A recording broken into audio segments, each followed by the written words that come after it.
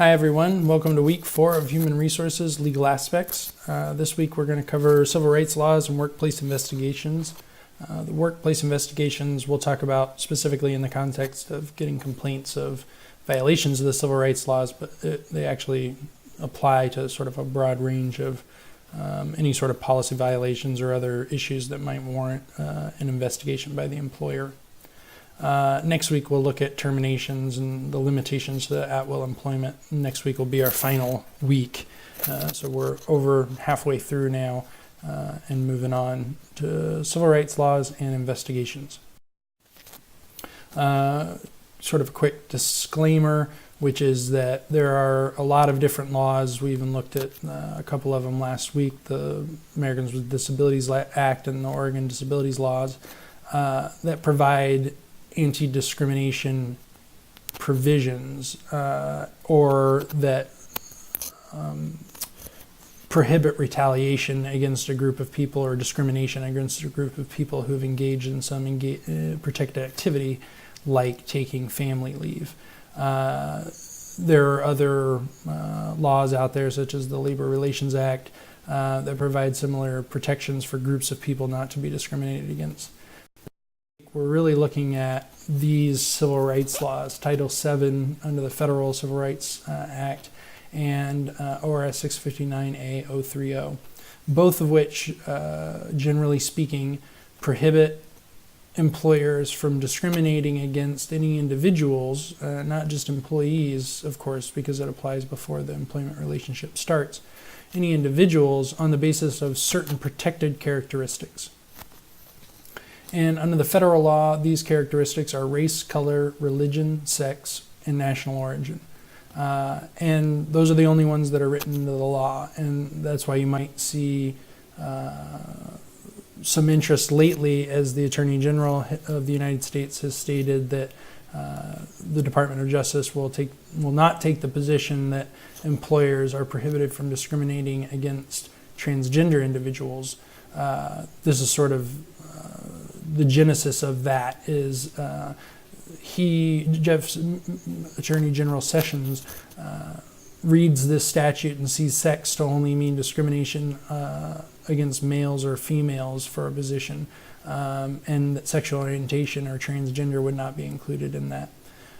In Oregon, it's largely an academic point because our statute is broader and the broader statutes always apply, or at least generally speaking, when there's a conflict between federal and state statute, whichever statute has the broader protections is going to apply. And so here it would be the Oregon statute. And it makes it unlawful for an employer to discriminate because of race, color, religion, sex, but also sexual orientation, the national origin, and also marital status or age if the individual is 18 years of age or older. Federal law provides some age discrimination protection for individuals 40 years of age or older, but Oregon goes further. It also protects from discrimination any individual because of their association with anybody on the basis of those immutable characteristics. And so if an employee is going to sue an employer and be successful under either of these statutes, the employee must show that they are fit into one of these protected characteristics, which everyone does, of course. Everyone has a race, color, and a sex, and a national origin, maybe or maybe not a religion, depending on how you view that question. But generally speaking, everyone fits into more than one of these protected classifications. And so the employee must prove that he or she was treated differently than other similarly situated individuals, similar other than the protected characteristic, and was somehow discriminated against, treated disfavorably because of that person's protected characteristic. And so that causation element's there as well.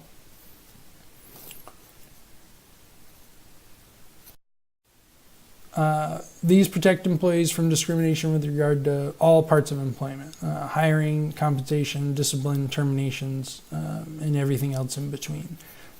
And so that's why it's important, and you'll hear me say it more than once probably today, is that you need to have clear written policies that are implemented consistently here, because where there's a deviation or an inconsistency in how somebody's treated, it's very easy for that person to think, in good faith or not, that the real reason that they were treated differently is not because they violated this policy, which other people have violated, not gotten in trouble for.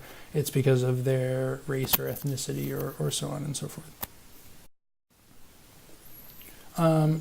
So both of these laws do provide some exceptions. One is for bona fide occupational qualifications. This is a very narrowly interpreted exception.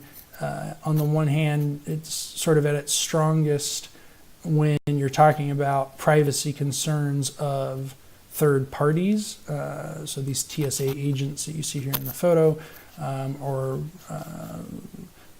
orderlies or the like that work in hospitals or long-term care facilities.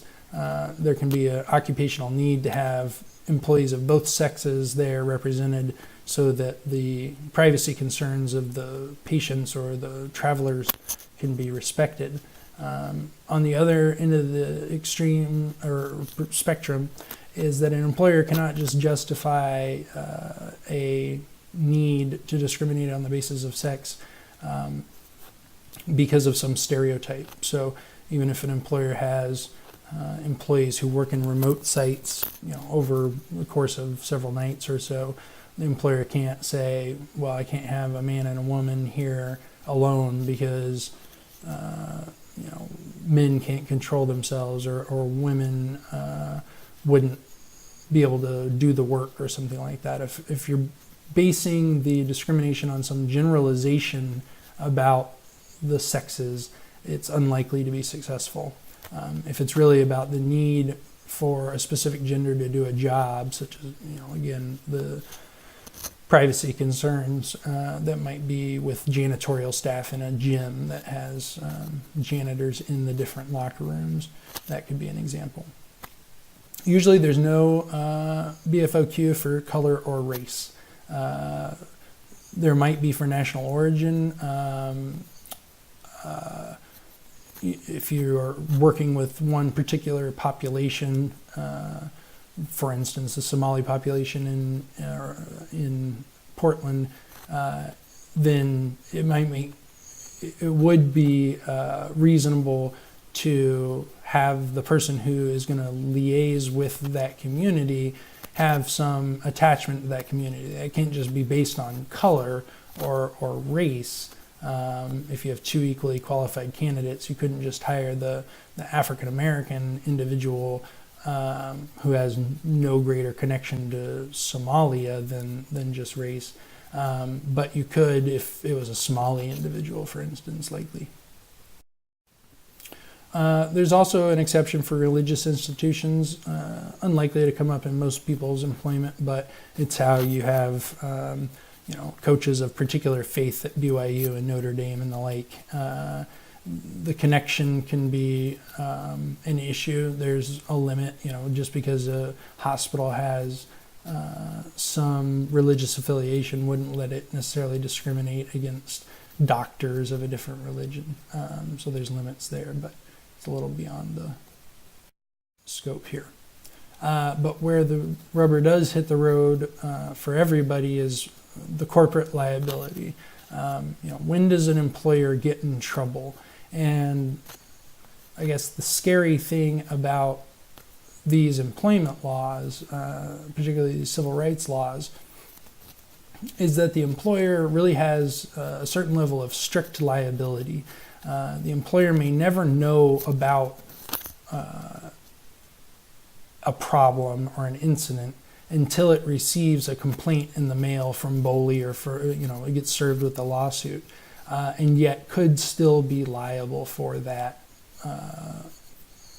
for whatever action occurred there. And the way that happens is that an employer is automatically, or what we call strictly liable, for harassment by a supervisor whenever a tangible employment action occurs. And a tangible employment action is very broadly defined. Any sort of change in schedule, terminations, failures to promote, treated any differently than anyone else with respect to terms and conditions of employment could qualify there.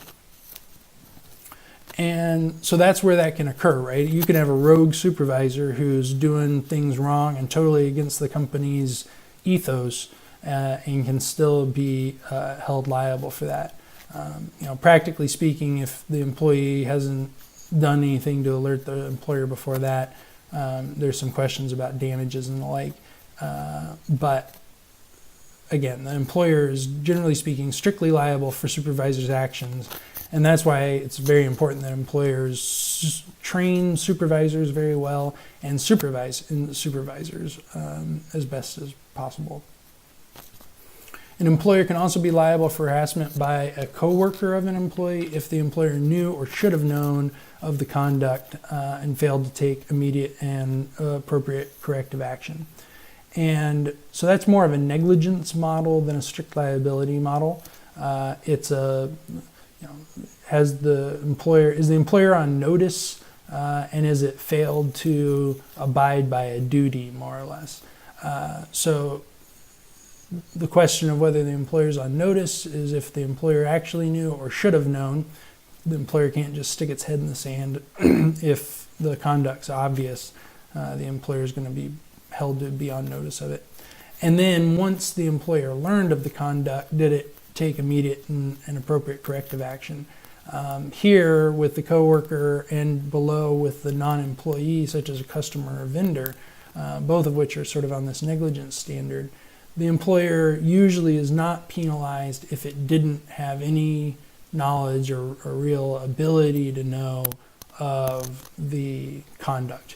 And then also the other important piece is the employer gets out of trouble as long as once it learns of the inappropriate conduct, it takes immediate and appropriate corrective action. So even if an employee has been harassed for years by a coworker, but it was such that it was private and the employee never reported it, once, the employer is not liable unless and until it learns of it or should learn of it.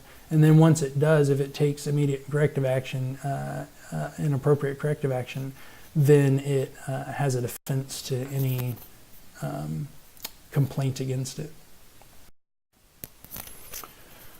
The next bit is sort of the HR manager's nightmare, right? This is the individual liability provision, or 659A0301G, which makes it illegal for any person to aid, abet, incite, compel, or coerce the doing of any acts forbidden. There's some litigation about what this really covers and who it might cover, but for the most part, if you do have a supervisor or HR person or whoever who takes, all corporations only act through their employees. Employees don't fire themselves, and companies can't do it without some human being doing it. And so that human being, is arguably aiding and compelling the corporation to take that act. And so if that act's a termination or something along those lines, and the termination is alleged to be wrongful, then the employee can sue both the company as the employer under 1A or 1B that we looked at previously, 0301A or 1B, but also the individual who took the action as an aider or abetter, we call it. And that individual liability, one is certainly a pain for whoever it is that's sued individually. It is scary for whoever is sued individually, because there's always a question of, at the end of the day, who's going to pay, and that's usually a question of how big the judgment is and whether there's an insurance policy for the employer to cover it. And plaintiffs' attorneys like it for a couple different reasons. It can keep them out of federal court because there isn't diversity of jurisdiction. And it's another pot of money possibly that they can dip into for a settlement or to satisfy a judgment. So again, that's if nothing else, that's a very good point to bring up in your manager and supervisor training when trying to get them to pay attention and take this seriously. And then 0301F makes it illegal to retaliate against an employee who's opposed an unlawful practice. Most often this is a situation where an employee makes a complaint about his boss saying something inappropriate or somehow discriminating or harassing the employee, and then the boss gets miffed, feelings get hurt, whatever, or just the employee interprets it as a heightened level of scrutiny after the complaint, and that's where you get a retaliation claim. It is hard to manage personnel and manage litigation against that personnel at the same time. Wrongful termination suits are a lot easier than ongoing employees suing for harassment, because your enemies in the court and you have to treat them just like every other employee at work. And even when you treat them like every other employee, they're going to interpret any discipline or anything like that as retaliation and probably amend their complaint. So it's a tough situation for sure. One area that's sort of interesting is associational retaliation. The U.S. Supreme Court has held at least one case that an individual who suffers adverse action may have a retaliation complaint, even if that person never engaged in any protected activity. And what I mean by that is, in that situation, it was spouses. And so one of the spouses engaged in some protected activity, speaking out against the boss in the way the boss didn't like. And so the boss, fairly obviously to take it out on that employee, fired the employee's spouse. And the court found that was retaliation. It was actionable under, I believe it was Title VII in that case. But it's applicable regardless. And so then the question is, how close does the association have to be? Clearly, firing one boss to prevent or retaliate somebody from engaging in protected activity is illegal. But what about just if one... Excuse me. I'm battling a bit of a cold, so I apologize. I'll try to pause for the most part for coughs. But and so how close does it need to be? If it's just one individual from a protected group who engages in some protected activity and later there's some action against a totally different employee who may not even have known that employee who complained, but is in the same protected group, is that enough? There's no real real clear answer on that, on where it is in between those two. So if you do have some sort of high profile event where an individual of a group has alleged discrimination, it just might be an area to tread lightly when dealing with other employees in that group. It's important to note that any kind of conduct can be unlawful harassment. There's a lot of obvious examples here, the not safe for work type emails and the like. I think that those are becoming they're not gone, but they're becoming less common just because people keep seeing people get in trouble for it over in the media and locally and every other which way. It's those sorts of, I won't get into politics here, I guess, but there's a number of people on both sides who've gotten themselves into plenty of trouble with comments and sharing of information. And so we can all think of those. The more subtle ones to, I think, watch out for and just be mindful of, and train managers and supervisors to be mindful of, are the more subtle gender stereotypes. Those, this is man's work, this is women's work sort of things. The who will and won't get along with customers or other coworkers. There's been Ninth Circuit cases on gender stereotyping, particularly when it comes to terminations or failures to promote that are based on generalized comments, particularly to women, that they're not team players, are too bossy or not bossy enough, too meek, or too aggressive, and so the point being that these are all potentially gender stereotypes, that salesmen need to be men because they're aggressive and strong, nurses need to be women because they're caring and meek. And if you're basing any decisions on those sort of stereotypes, that does violate the law. I think that's one of the more subtle areas to be looking out for. I think also body language and just understanding sort of especially the superior-subordinate distinction and role. On the body language side, a lot of times, again, this is male-female sort of issues that come along, where the man may have the male manager often, if speaking with the female subordinate, has her backed into a corner or stands over her, leans over her in a cubicle, those sorts of things that can give a stronger impression of intimidation or something along those lines. So sort of going over with managers how to most effectively interact with all subordinates, including those who are in a different group as far as gender or race is concerned than the boss, is important.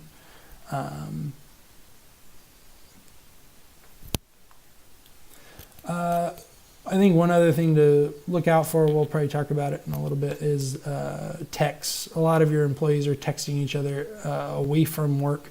And not all that conduct's going to roll back up to the employer, but once the employer's on notice, they're going to need to look into, when they get to the investigation, look into possibly personal texts as well if they relate to coworkers. It's just something to be aware of. It's more and more an issue. Employers are getting savvy on their own emails and things like that, but personal texts are a little bit outside of that still, I think.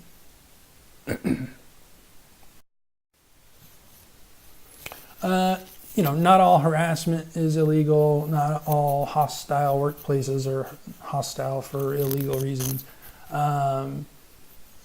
Bosses can harass employees about not getting work done in general, but it becomes illegal when it's on a discriminatory basis and based on protected characteristics.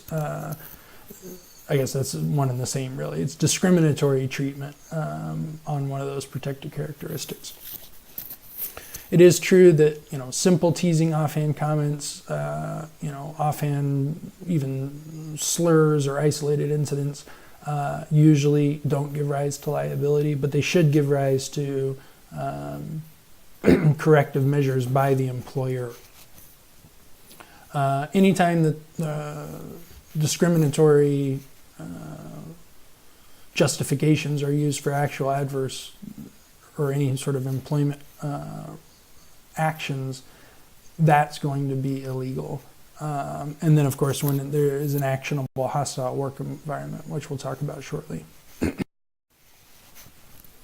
On the sexual harassment side, it is a little bit different because it has this quid pro quo element of it. Otherwise, the hostile work environment analysis is much the same as with any of the other classifications. Obviously, the discrimination part of it is the same with all of them. You can't discriminate on the basis of any of these. But in addition, for sexual harassment, it's illegal to sort of seek submission to sexual advances in exchange for opportunities, promotions, raises, or the like. So anytime that there's a suggestion of or an actual exchange of benefits for any kind of romantic and attention going the other way. But just getting back to the discrimination part of it, it's important to remember in sexual harassment in Oregon anyway, that it does not matter which gender is harassing which gender. And it does not matter whether or not the sexual harassment is driven by any sort of sexual desire or lust. It's not a defense, and I've heard it from a manager or two at some points in time, that she's not even my type or anything like that, obviously.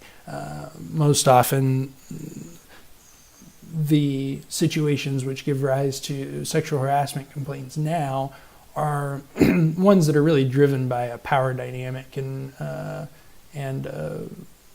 illegal exercising of a power that most often a male superior has, rather than any sort of desire. But point being that it does not matter which gender is harassing which gender, whether or not it's motivated by any sort of sexual desire. The only question is whether or not there's a difference in treatment based upon sex, or there is some quid pro quo suggestion that goes along with it. The hostile work environment, it becomes unlawful when it's based on, in this case, gender stereotype, sex, but also, of course, race, color, national origin.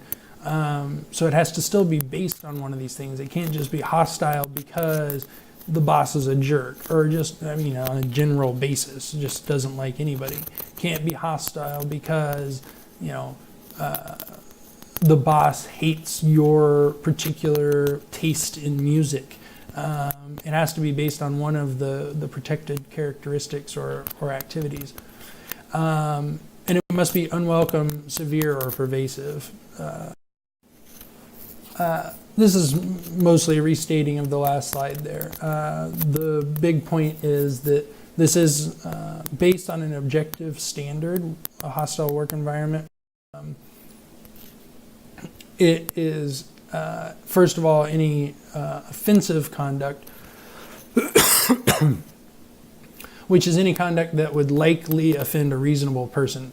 And while this is on an objective standard, it has been sliced a little bit finer in that it's really analyzed based on a reasonable person of that or of a particular protected group, the one that's in question. And so I won't try to and wouldn't dare to try to come up with a term that some sort of racially charged term or something like that, that maybe a majority of Americans don't find offensive, but that the group who that term maligns does find offensive. So point being that the offensiveness will be evaluated on the basis of a reasonable woman if it's sexual harassment sort of conduct that we're talking about, or on the basis of a reasonable person of color who might experience that the same way generally as the complainant. But it is on an objective basis, which means that a very thin-skinned individual doesn't get more protection under the law than a normally thick-skinned individual, I suppose, of that particular group.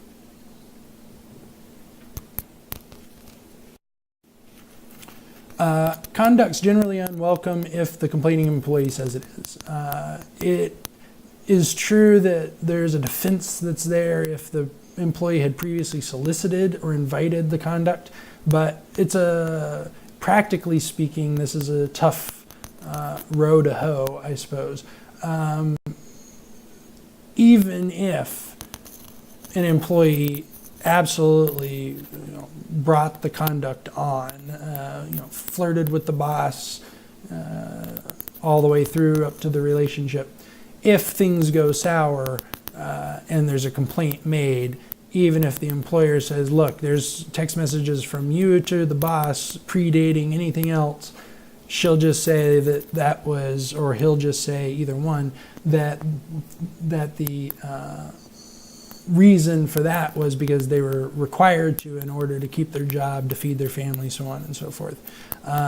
So it's a question of their own subjective thinking, which is going to be a hard thing for an employer to prove. So unwelcome conduct is not usually a very good defense for avoiding lawsuits at the get-go. And this particularly comes up, I don't have a whole slide on this, but it's worth note because it comes up quite often on inter-office type relationships, whether it be between coworkers or superior-subordinate relationships. And that's going to come up. It's just one of those things. We spend more time at work than we do at home, and so relationships occur at times. They can be better or worse relationships, and they can end better or worse. But that's what the employer needs to mitigate against, is the ending of it and the possible favoritism type charges that other employees would see. So if it's superior subordinate, usually you want to eliminate that relationship somehow. If it's coworkers, you may need to split up, or otherwise, make sure that the employees are trying to release you from liability if things do go sour. How effective that is an open question. But point being, unwelcome conduct is a requirement, and it's possible to prove that the employee sort of invited the conduct. But as soon as the employer knows that it's no longer welcome, the same obligations apply, and it's hard to prove whether something was welcome or unwelcome. It's trying to prove whether somebody, loves somebody else or not, which can be difficult. Usually the make or break element in a hostile work environment claim is the severe or pervasive. It can't just be isolated incidences or offhand comments.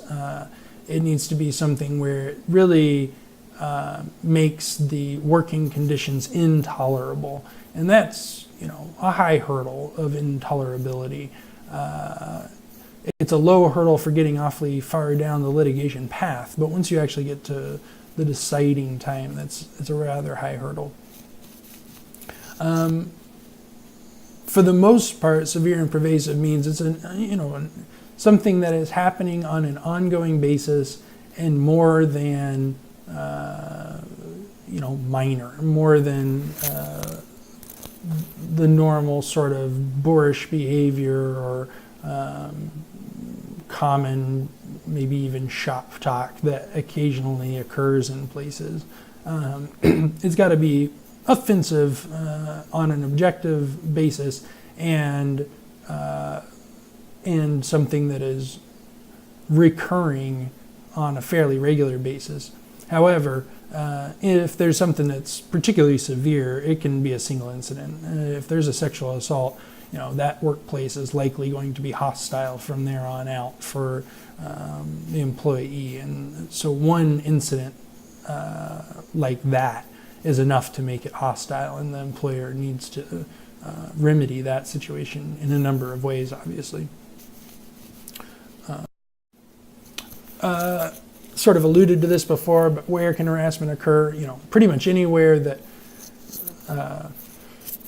it can pretty much occur anywhere, especially now as employees are more and more connected to work, even when away from work. That brings up all sorts of compensation issues, but it also brings up just when does the work end sort of issue, and some off-duty conduct, even a Google employee, pinning a memo or something like that, it can result in employment impacts, of course. And if employees are taking the work home with them, they may be taking the harassment, bullying along with them. And so it's just something to be aware of now, especially in the investigation side of it. But more to the point here, especially as we approach the holiday party season, harassment certainly can occur at any sort of firm-sponsored events or get-togethers, softball games, holiday parties, and the like. And so it's just important at those times that you sort of reacquaint yourself and reacquaint your managerial staff with the limits of acceptable behavior, and make sure everybody knows that while they're to let their hair down to a degree and have a good time, that certainly those work rules that center around these issues still apply. That's where a lot of, obviously most of the sexual harassment and other types of claims come out of everyday workaday world, because that's where we usually are. But probably a higher per temporal percentage, I guess, of the sexual harassment claims will come out of these off-site sort of get-togethers or after-hours get-togethers, because people do let their hair down, sometimes too much, sometimes drink too much, and that can result in less than optimal behavior. Alluded to this a little bit earlier. There is an affirmative defense that the Supreme Court, U.S. Supreme Court, decided into law, I suppose, and Oregon has essentially written it into both its statute and regulations. So it's the same federal and state, which gives an employer a limited relief from those situations where the employer might really not have known what was going on, and take some of that unfairness out of the way. And it's also to encourage employers to have good reporting procedures and corrective measures. So an employer can assert this affirmative defense and thereby avoid liability if there hasn't been a tangible adverse employment action. This again is interpreted broadly. It certainly is going to include discharges, demotions, undesirable reassignments, likely also constructive discharge, though there can be some question around the edges there, because that one does defeat sort of the purpose behind the defense. And so any tangible adverse employment action that has been taken will disqualify the employer from this defense. It doesn't otherwise apply. It's designed as a hostile workplace defense in particular, not necessarily a wrongful termination defense, because then you definitely have a tangible adverse employment action. So this is a hostile workplace defense. Second, the employer must have exercised reasonable care to prevent and promptly correct the harassing behavior. That's why it's so important to have clear written policies that include, usually a handbook that includes a clear EEO statement, objectively and clearly stating the employer's policy in favor of equal opportunity employment, and also setting up a reporting mechanism where the employee has multiple venues to report any sort of complaints that the employee has. So I like, in the handbooks that I do, to not only allow the employee to report to their direct supervisor, but also report directly to HR, and also provide an email address, an HR type email address, really can be linked to any inbox as long as it goes to the right person and is actually read, where the employee can just email that address with any complaint that they have. That gives the employee ample ways to report, including ways that don't involve the direct supervisor, who sometimes can be the problem or alleged problem. And it demonstrates, if you're ever in court and you're at this point where you're trying to prove this defense, it demonstrates that the employer exercised reasonable care to prevent and correct these issues. It's on paper. And the employee can't say they didn't know how to go about reporting it. Which brings us to the next point, which is then also the employee must have unreasonably failed to take advantage of any preventative or corrective opportunities provided. So if the employee doesn't utilize any of those three, reporting to HR, the supervisor, or the special email address, then the employer can say, you unreasonably failed to do so. And the employee would then, probably have to prove something like there was system-wide, including the HR department, system-wide discrimination, And they felt that reporting would do no good, so it wasn't unreasonable for them to fail to take advantage of it. The other area where employees can get employers on this third point is if there have been other complaints of discrimination in the past that were not adequately investigated or followed up on. That's why you need to take everyone seriously. Because if the employee can point to an inadequacy in the follow-up to complaints, then he can say that there isn't a reasonable preventative or corrective opportunity that actually would have worked for that employee. Okay, shifting gears a little bit now to the investigation, workplace investigation part. Again, looking back on that first little bit, pretty straightforward. The laws prohibit discrimination in all forms, at all points of the employment process on the basis of any of those protected characteristics. And clearly, there's a number of other ones in Oregon beyond those listed in 659A030, but those are the main ones we were discussing today. And I think the big takeaways there is the importance of having a robust reporting and investigation process set up so that the employer is able to take advantage of the affirmative defense. And also just so the employer complies and is able to address employees' issues. I'm certainly addressing this mostly from the standpoint of litigation and legal requirements. But from a human resources and personnel retention standpoint as well, you want to have these processes so that the employer gets wind of and is able to address early on issues that any employees are having. But then, the takeaways, again, is that you need to have these policies not just to manage the personnel correctly, but to provide those defenses. And then that there is the potential for individual liability, and managers need to be trained on generally how to avoid these sort of conflicts and the proper way to comport themselves, language to avoid and the like, but also really need to learn the concept of retaliation and understanding how to treat an employee who has made a complaint once one's been made. But once a complaint has been made,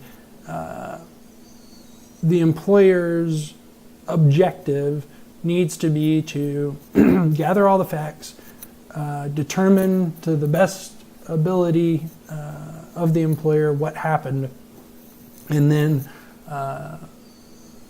come to a conclusion and act on that conclusion, take whatever steps are necessary. This is sort of a generalized flow chart of the investigation process from when you get the initial complaint. The big steps are that you're going to do a preliminary interview with the complainant, see what's going on and whether really anything else needs to happen. It may be about something petty, it may be something that's easily and quickly remediable, or just the employee can be sort of informed maybe why they're in error as to why they think something should happen. But then if there's any credence to the employee's complaint, or if it touches on any of these protected areas, then there should be a formal investigation, which you'll want to plan out and make sure you document accurately before coming to your conclusion. I'll say, really at the outset that it is important to have specific individuals who are trained to conduct these investigations and know what the investigation objectives are and how to go about doing this, because it is not an easy thing to reserve judgment until all the facts are in, to not go into it with some sort of confirmation bias, particularly depending on how close you are to the situation. If you know the individuals who are involved, you may have personal preferences for one individual over the other, and unknowingly you filter and interpret the information that you're receiving to support your internal biases there. And so the overall objective should be to gather all the facts completely and impartially, and then reach a conclusion at the end of it, which is supported by the facts and isn't going to be undermined by additional facts that aren't reflected in the ultimate report. You need to take every complaint seriously. How thoroughly it's investigated and how in-depth that investigation goes will depend on the circumstances.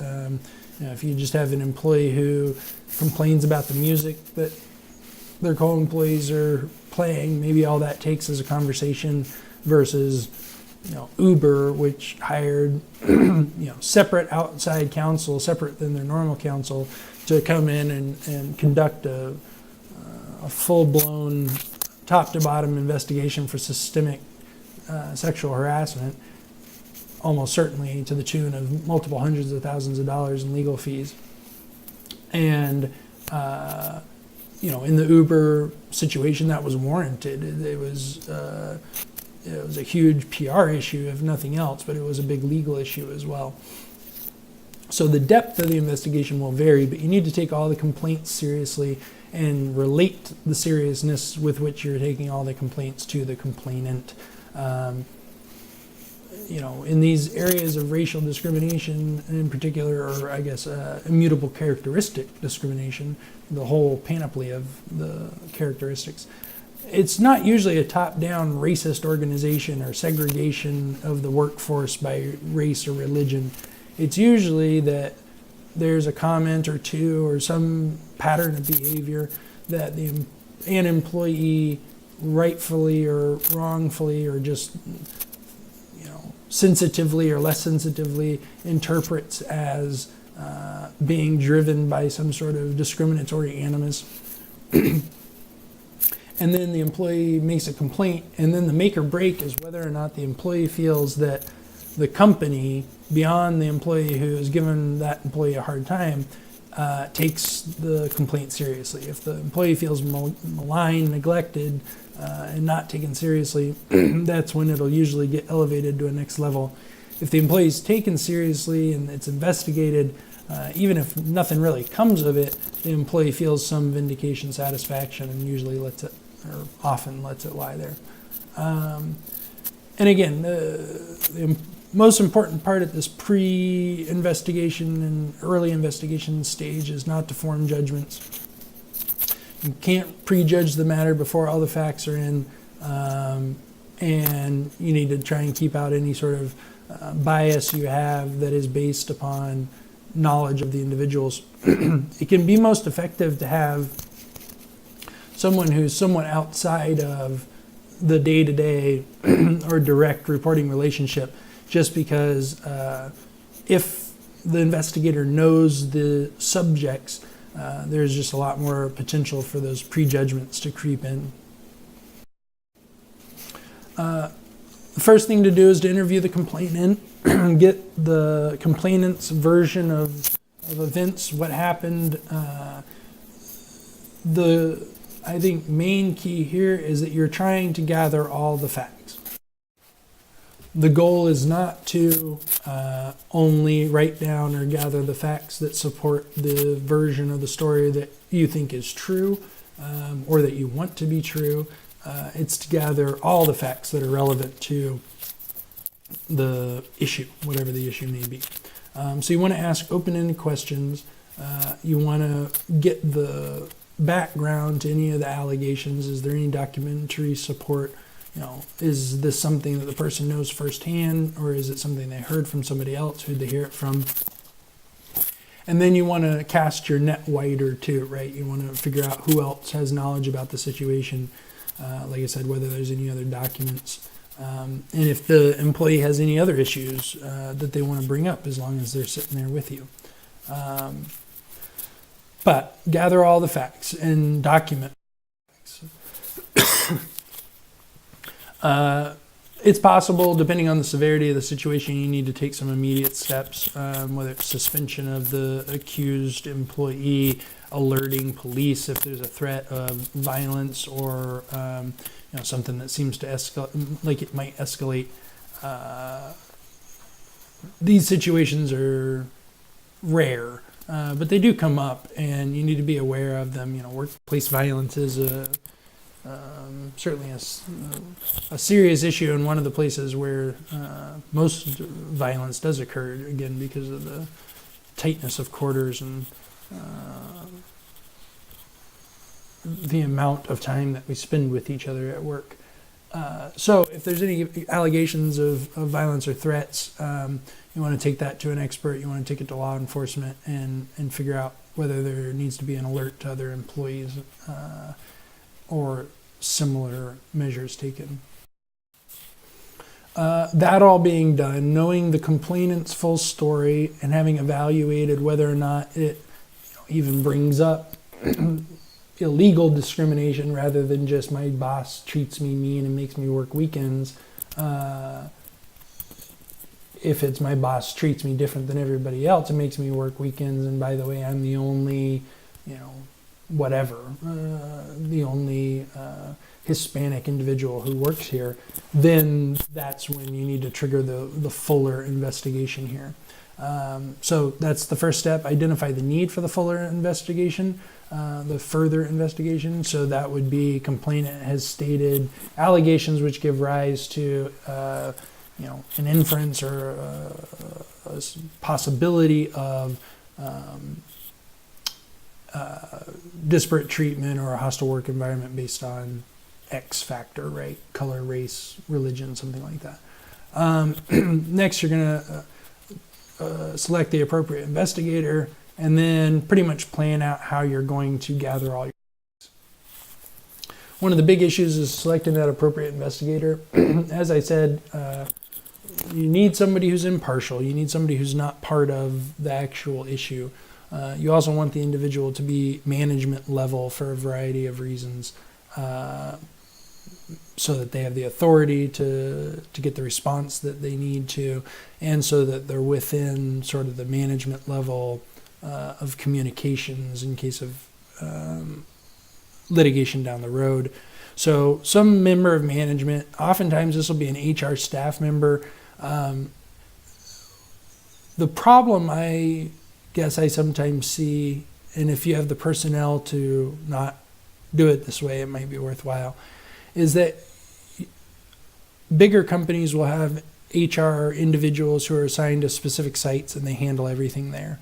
And so the same HR person who took the initial complaint or maybe has otherwise dealt with the individuals, the employees at this site a number of times on other issues, is the same one doing this investigation. And that can be fine, depending particularly on how it's investigated, how it's documented, and how good the HR person is. But having a little more impartiality can be helpful there, just to keep out any of those biases. And then if it is, maybe a higher profile matter, a more serious matter, like with more serious or worse allegations, or an issue that's going to go towards some public relations considerations, having an outside consultant or law firm come in and do an investigation can be necessary or certainly advisable for a company to do. There are employment consultants, some better, some worse. There's employment attorneys, some better, some worse, who will certainly do this investigation for a company.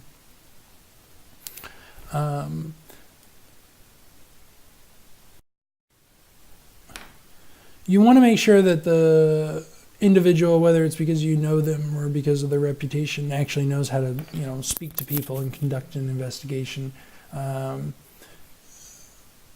Usually, as long as somebody who holds themselves out as being able to do these, whether it's HR professional or consultant or attorney, should be able to do a reasonably good job. The issue may come up more, again, with somebody who's closer to the employment situation, like that HR staff person who's specifically designated for those employees, or the direct supervisor or manager, because that person might not be viewed as credible or worthy of confidence by the employees. If that person is viewed as being sympathetic to one side or the other and is also a boss to the person being interviewed, the interviewee may be a lot less forthright and honest and more willing to state what he thinks that boss or supervisor wants to hear. You want to make sure that the person, of course, knows the company policies, understands the procedures in the investigation process, and is going to be viewed as impartial by the individuals who are being interviewed. Again, sometimes that's why having somebody completely outside of the process who can honestly and believably tell the interviewee that they don't have a dog in the fight and they're only there to get to the bottom of things can get the most information. Because again, that should be the employer's ultimate goal here.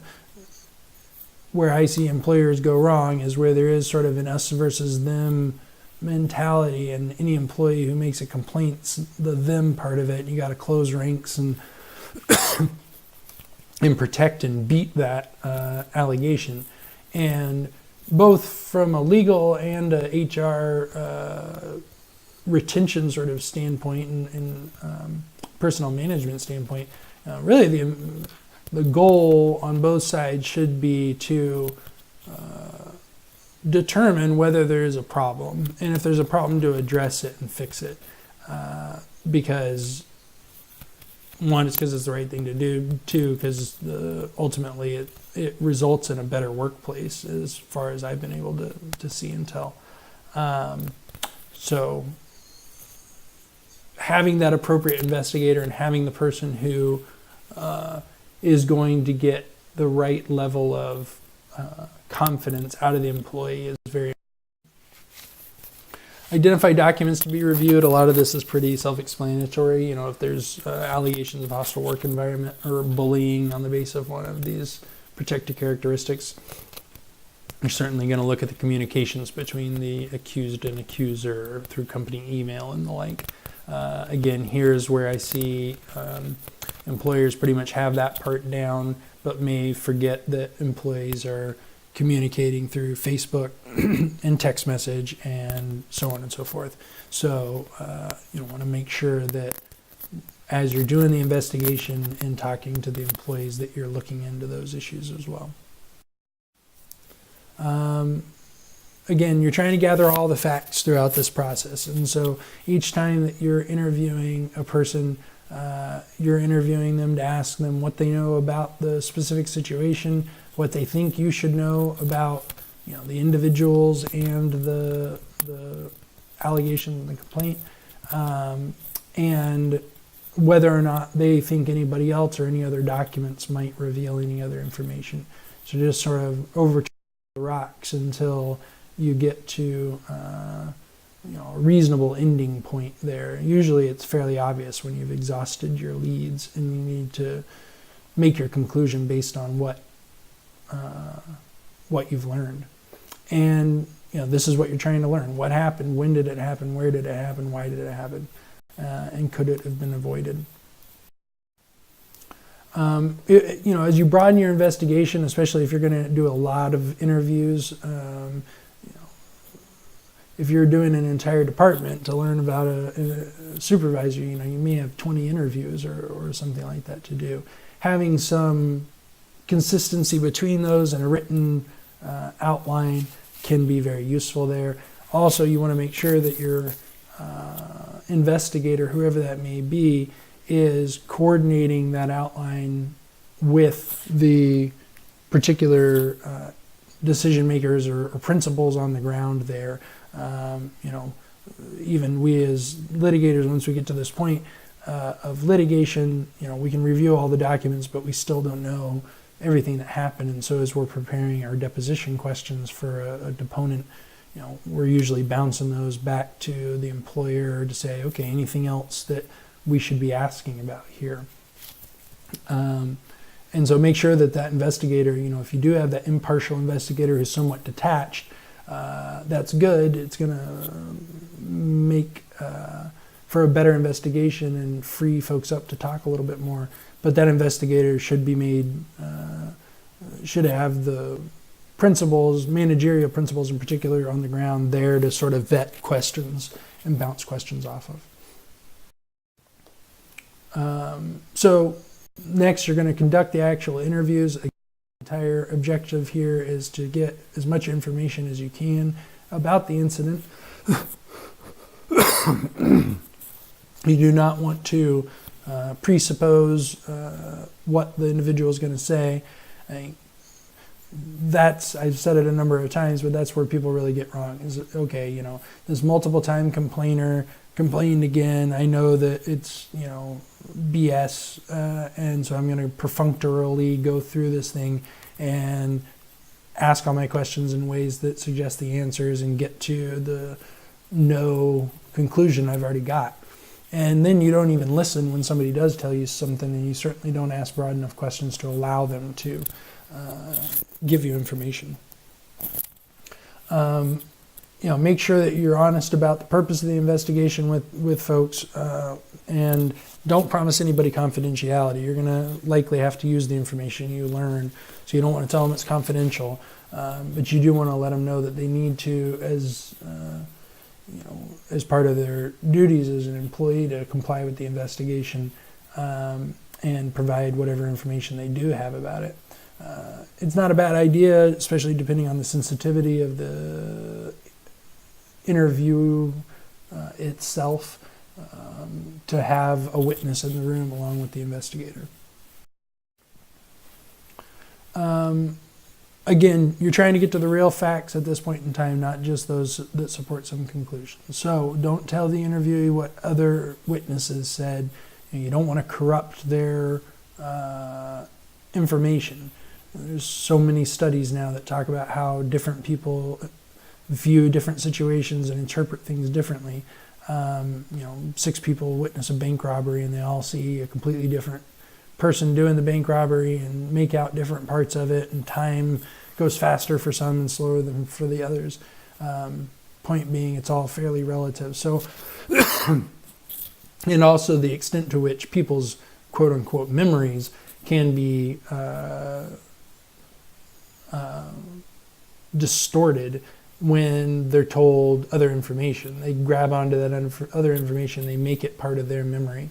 So you want to get each individual's own relation of events, and then once you have that, you sort of sort through it and piece together and fill in gaps, and that's your best idea of what actually happened, is where there's corresponding bits to stories or other anchors that validate portions of the stories. So don't suggest answers to the person. Don't let them know what other folks have said to you. You want to make sure that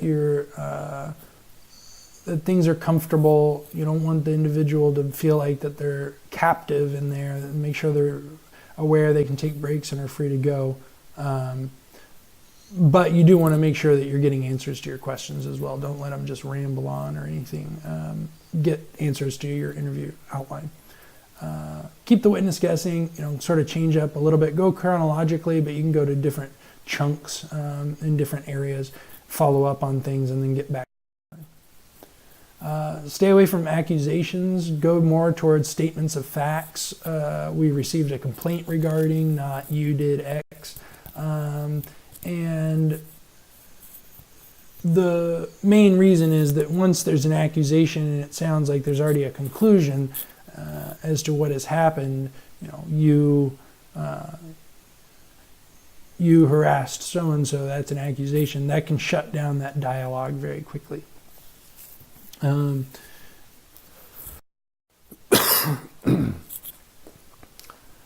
Do make sure that you're following up on things. If a fact takes you down a road, follow it, get back to your outline, as I was saying.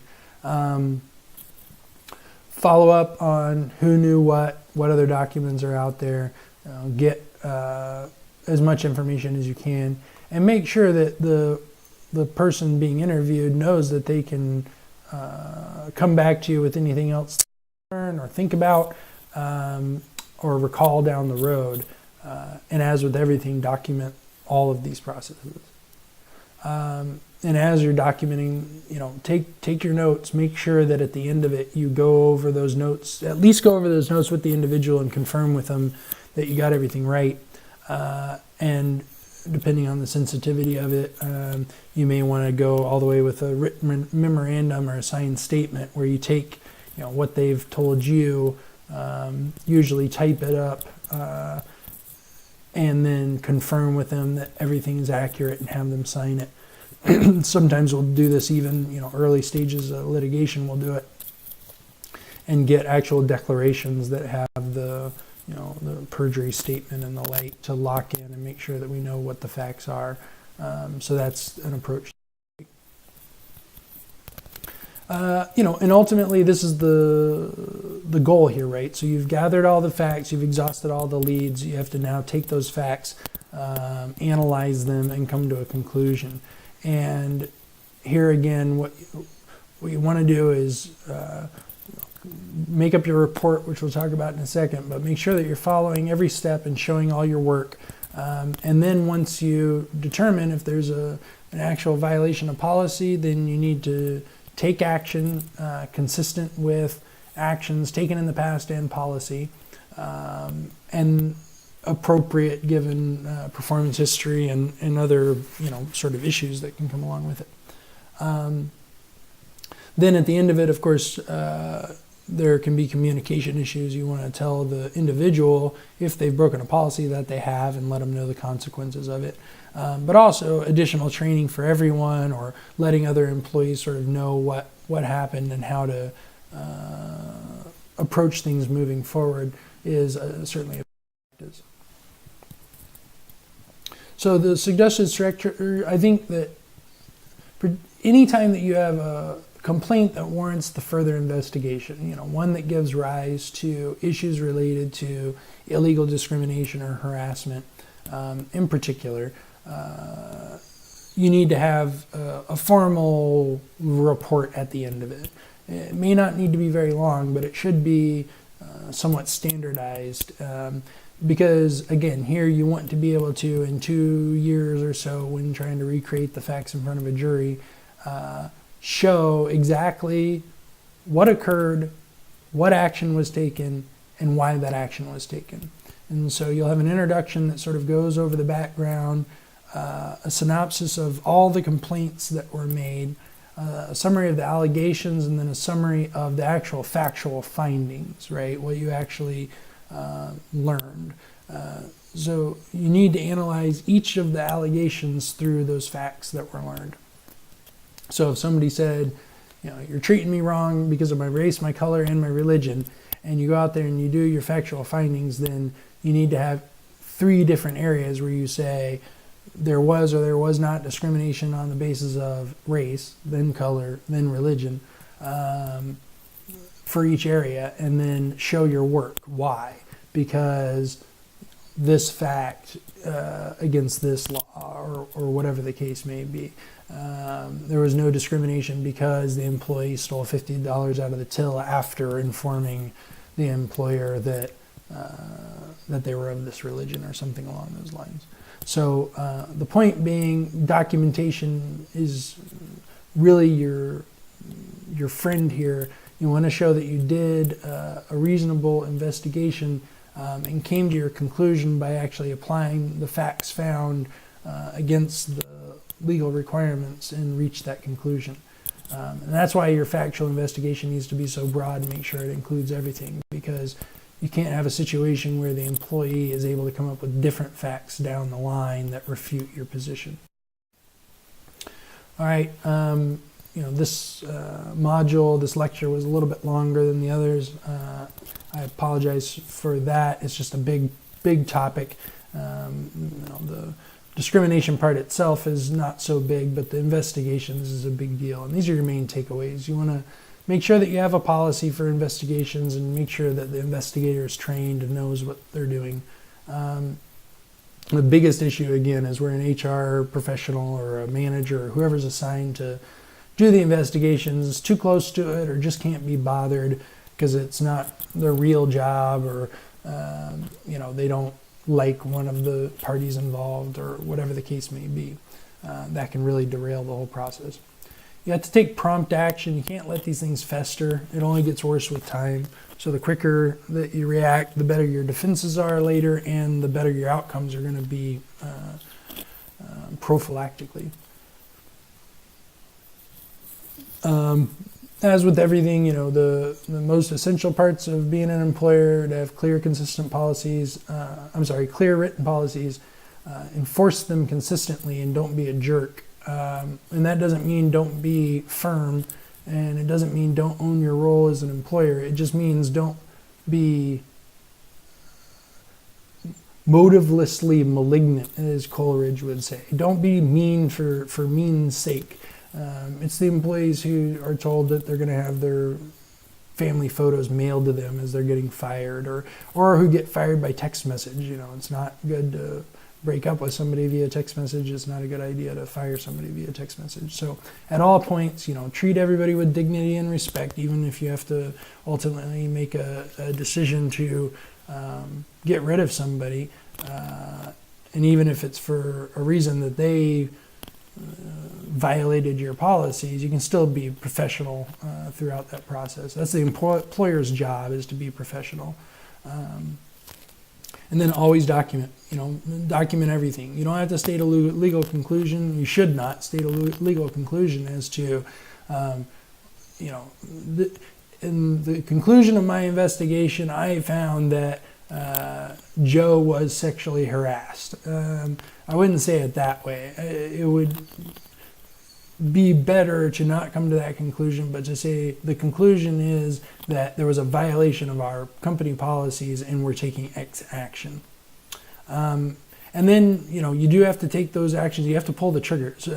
Once you come to a conclusion, if there's been a violation, you need to take action against the violator that is consistent with past practice and appropriate to the infraction.